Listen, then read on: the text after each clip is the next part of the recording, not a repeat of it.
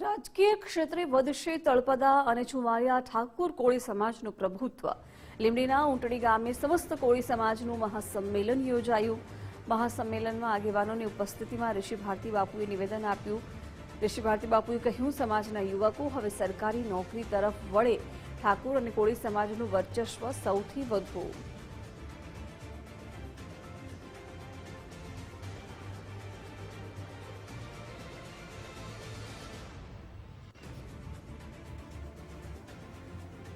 માં 40% પ્રતિનિધિત્વ, 2.5 કરોડનું પોપ્યુલેશન અને 1.5 કરોડનું સૌથી મોટું જંગી વોટિંગ પાવર અને 80 લાખ ઘર ધરાવે છે સમસ્ત કોળી અને ઠાકોર સમાજ।